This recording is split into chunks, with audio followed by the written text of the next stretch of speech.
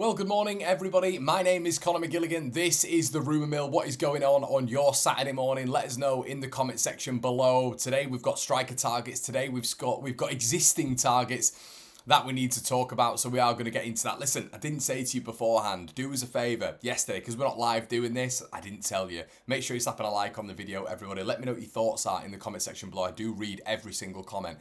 Make sure you do so. The interaction, engagement is the best on YouTube, in my opinion. Anyway, my subscriber base is truly unbelievable. So thank you so much for your consistent support, everybody, as always.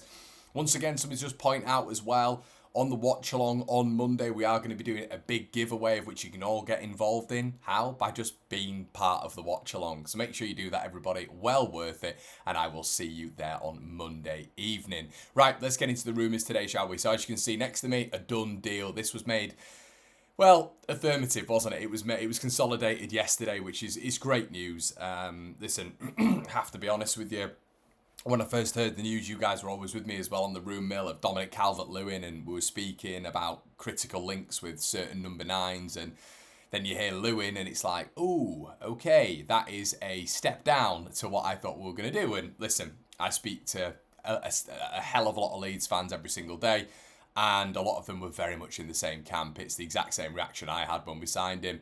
And it is one of those where you think to yourself, this could be really good, which we did the 5 things afterwards. If you guys want to check that out, we did the 5 things that we may be able to expect from Dominic Calvert-Lewin and why it might work. But also, if you want to check that stream out afterwards, after the initial reaction, we did go on to defend Lewin, and we did go on to give a few reasons as to why this might work. So I'm positive about it. I think if he's injury-free, I think if that ball goes into the near or the back post, he's going to be an absolute weapon of mass destruction. I genuinely believe if you play to his strengths, Leeds United are going to be on a really good standing here, and we will be releasing a preview tomorrow with a friend of the channel, of which we'll speak about it a little bit more when it comes to DCL. But overall, I think what you've got to look at with it is how are Leeds going to work their way around this. He's been given the number 9, which you can see here as well, which was interesting. Will Leeds now go and get a number 9? A number 9 technically, as in another striker, I think we will. But overall, I think it's a good signing. I think it's a good signing to be used as rotation. I think it's a good signing to maybe push other strikers down the pecking order a little bit. And I think it's a different profile to what we've got as well. I think the bully that he is inside the box, I don't like him 1v1 whatsoever, but I think his hold-up play is much better. A lot of people compare him to Bamford. Nowhere near in terms of hold-up play. Nowhere near in terms of link-up play. Nowhere near in terms of winning fouls in the opposition box. So, and look, you look at Dominic Calvert-Lewin, he's got, what, 60, 65 Premier League goals. Bamford hasn't got that. So these comparisons with Patrick Bamford are absolute nonsense. Also, in his last 2 years, he's only had one injury, one physical injury. The other was, a bit of an issue with his cheekbone. So that's a positive, But yeah, so I take that into consideration. I think it's a good option for Leeds United up top. I think it's something that we can look at. And listen, there is an argument that he starts against Everton. And there's a big narrative right there, a really big narrative. So I'm excited to see what happens there. I don't think he will, but he's going to come on. I'm certain he's going to come on. So wait and see on that one. Now, when you look at DCL, do you think to yourself there's got to be a lot more to be done? Yeah. Right now, for me, still, this team gets relegated. That's what I think. It's a bit of a harsh reality strike for us all. I think we'll be competitive in games. I think defensively we'll be good, but I still think we need a left winger.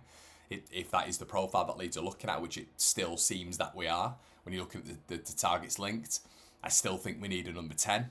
If we are going down that route, which it feels like we are when it comes to the targets, Buonanotte, El Khannouss, which we'll get onto in a little bit. If you want to say Buonanotte is a 10, which I know a lot of people do. Gus Hamer, obviously, I can tell you for a fact he's still there, still in the background when it comes to Leeds targets. And obviously, fullback cover. We do need that fullback cover in, and we'll get into that in just a little bit. But yeah, Leeds still need work. I think we're all, clear on that. Noah Okafor. Okay, so we spoke yesterday about a deal for Bologna, putting in 15 million quid for the left winger / number 9, who Leeds United are massively interested in. Not much when it comes to Okafor in terms of an update. I guess the big update when it comes to Milan's replacement, when it comes to Federico Chiesa scoring last night for Liverpool, that is the big development. Milan are seeking to replace Okafor with Chiesa, and Chiesa came out last night after his goal for Liverpool and said, I am not leaving. Now, could that be a bargaining tool? Could that be a little bit of negotiation? Of course it would. We all know that this happens in football. However, when it comes to Chiesa, he looked extremely happy, didn't he? And if maybe he's had a word with Arne Slot, they've spoken, And Slot said to him, look, you are going to get more of an opportunity this season, potentially.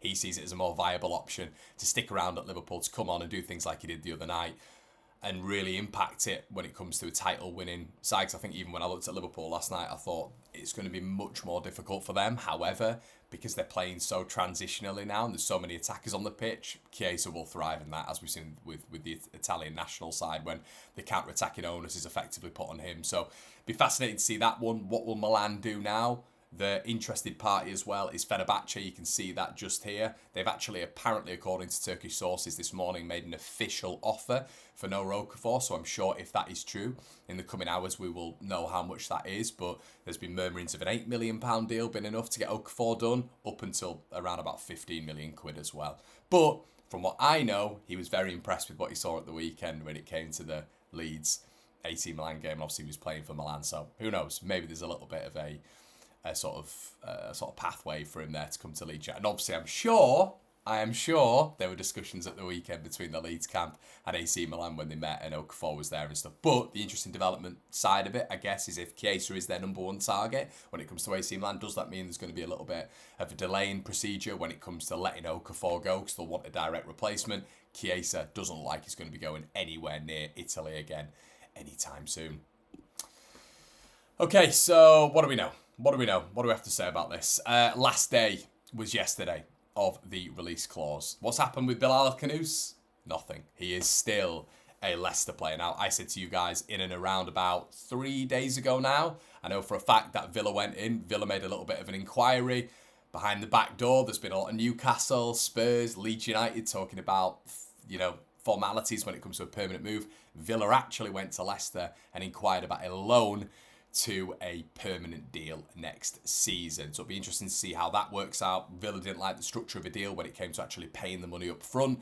So they're talking about a loan with a big obligation next year. Obviously, we know with Villa that their accounts, their PSR, it's not great this year. They need to sell players on, but they have done that in Ramsey to Newcastle. Will that now open the door for them to maybe do something with Bilal El Khannouss? But they are interested. What does this mean when it comes to Leeds United? Well, when a release clause expires, that basically means that that point of which you can get a player for a certain value has gone. It's gone. So what that then means is it's a real positive for Leicester, because then they can use Bilal El Khannouss and clubs effectively against each other to be able to get to a certain level. Now, that's why I put 30 million plus on the graphic there. I personally now believe this is going to be a bit of a tall order for Leeds United. If they want the player, they can get the player, I'm sure.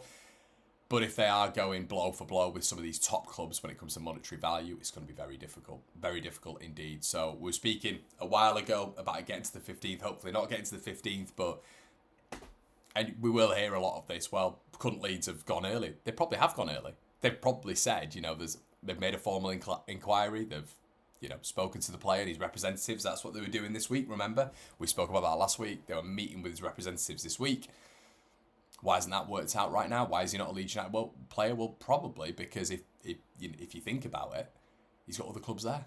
So him and his agent are not losing anything by just waiting around. They're not. And he's mentioned before as well, he's very happy at Leicester as well. So we will have to wait and see on that one as well, everybody. I'm sure that will develop in the coming days. Let me know what you think about Bilal El Khannouss in the comment section below.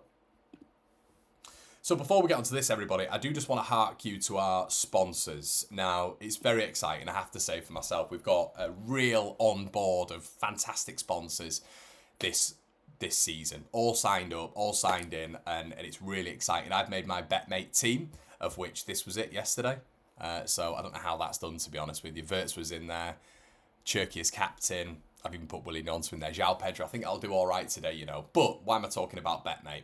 Well, the reason is because I was with these fantastic people, John, Paul, etc., around about 2 or 3 years ago. Signed a deal with them right now, everybody. And listen, you can get involved in fantasy every single week, and it's brilliant. There's game pots. There's about 7 or 8. When I first started with the lads, there was 1 or 2. There's 7 or 8 different game pots. There'll probably be a game pot for Leeds United versus Everton as well. But I've got involved in the game week Premier League, the first game week Premier League selection, which has been great. There's a 650 quid pot for the winner. I've entered for around about a tenner. I know you guys are entering in the comment section below as well, but my link below is just down there. But if you see a QR code on screen, just down there as well, just down there, you can just highlight your phone over that, go to it, and you can get onto BetMate and get onto the offers. It's brilliant. Game week by game week by game week, they've got different offers, cheaper options as well. They've got 10, 5, 3 quid. So just get involved. It's well worth it. Also, we've got OK Jersey, which I've wanted a merchandise sponsor for so long. So all I do is wear kits. You guys know that, but we've got a fantastic replica kit service, which is great in OK Jersey. I've ordered 10 on there now that are coming next week. So guys, get on there. My link in the description below as well, my affiliate link. Sign up, have a look around with those guys, and just shop. You know, there is shirts there of which you're looking at and going, wow, they are mint. I got a River Plate and a Boca Juniors shirt from there not long ago. Then I said to them, look, can we do something? And they said, yeah, we can. So there we go. They're on board right now. Also, everybody shop GNO, e-commerce site, one of the best in the game at the minute. They're growing, listing more and more and more things on there. More Leeds United stuff is going to be coming throughout the season. More giveaways, more prizes. But to be involved in all of this, you have to be registered at Shop GNO. So make sure you do that, everybody. List your shop on there. Cheaper shops than eBay, Vinted, Amazon. We've got a few shops on there right now. Make sure you do that, everybody. Well worth it. And obviously check out Leon and the gang at Match Bingo. Put 5 quid in on Match Bingo. Get 10 absolutely free. Listen, don't say I don't do anything for you guys. I do. Okay, let's move on. Football Insider, Sports Witness are all reporting that this morning Leeds United are going to be looking at this guy still. They want a number 9. We're going to speak about another number 9 in just a little bit. But apparently Leeds United are well on board with going and getting this guy. I don't see this happening, to be honest with you. Makes no sense from an Everton standpoint. They've got Tierno Barry. They've let DCL go on a free. According to a very, very, very, very good source from me, Everton offered him a lot of money. Dominic Calvert-Lewin. He turned it down. Yeah. He turned it down and he's moved to Leeds. He put a really great social post out this morning, didn't he? Talking about Champions League clubs been in for him, and there were, by the way, some of the names. I was quite surprised that, I'll be honest with you. And he's not wrong. He's not wrong with the inquiries that certain clubs put in. But overall, I think I can't see Everton letting Beto and DCL go to Leeds. I can't see it happening. Like with Tierno Barry up there, they'd have to get another striker, and I just don't see that happening. So I think it's quite lazy journalism. So I wouldn't look too much into that one. But Beto is still there. Big bad Beto. Similar profile to DCL, though. Wouldn't make a lot of sense.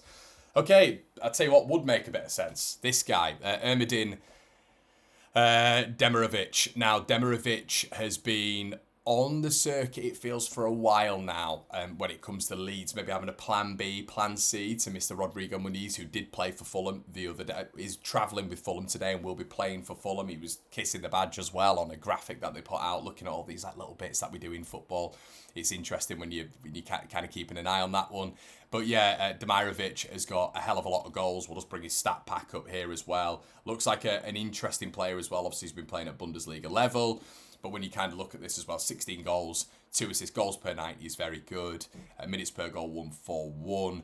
Goal conversion, shot accuracy, you take it all in, don't you? But yeah, looks like a decent option. Looks like a bit more of a target man as well. Looks like a little bit more, in my opinion, mobile than the likes of Dobbik. Looks like a little bit more of an instinctive finisher as well. Can't profess to have seen X, Y, and Z about Demirovic, but overall looks like a decent player. And apparently, according to several sources, including Kicker out in Germany today, Leeds United are going for him, but there is a £40 million price tag on his head. Will Leeds go for that? We know that the number 9 shirt has been given to DCL, but we all know that they need another attacker as well to compete at Premier League level.